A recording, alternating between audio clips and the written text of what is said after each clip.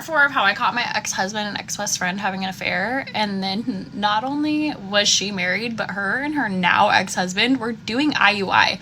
They were literally paying to have a baby, and she was cheating on him. Like, I'm sorry. What? Part 3 ended with me explaining that he finally reached out to me after like 3.5 years after the affair. This happened in 2019. And he finally reached out to me and we talked about everything, and then they're not even together anymore because right at the tail end of their relationship, when he like finally put all the pieces together of like what her and my ex-husband did, she like cheated on him and got pregnant with someone else's baby, but he didn't find out she was pregnant until they had been separated. And now the craziest part of the story is my ex-best friend, who had 2 kids with her ex-husband, and they were like sperm donor.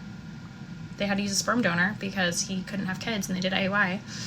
And then she had an affair and like cheated on him, got pregnant with someone else's baby. And then I recently found out from the ex-husband, because we're homies, that she and the baby daddy are not even together because apparently he also has a wife.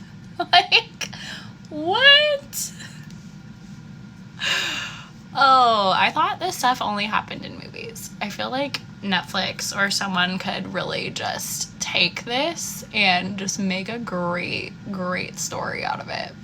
I'm laminating my eyebrows, and step 4 is always like to put an oil on, which I don't understand because they're like, don't get them wet because it'll like delaminate them. And I'm like, why am I putting oil on them? But I guess oil and water are 2 different things.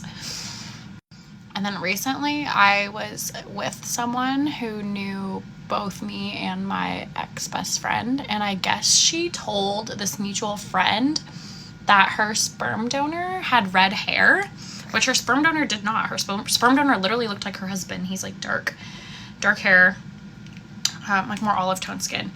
And I was like, your sperm donor didn't have red hair. And then I realized that she told this person that her sperm donor had red hair because my ex-husband has like red blonde hair and like really light skin, like my daughter has red hair. And I was like, oh my God, she told people that her sperm donor looked like my ex-husband in case he got her pregnant. Then like people would believe her that it was her sperm donor. Like, what the actual? How do I end up around these people? This is why I now have like a total of 3 friends, and none of them have ever met my boyfriend. I love all y'all, but no.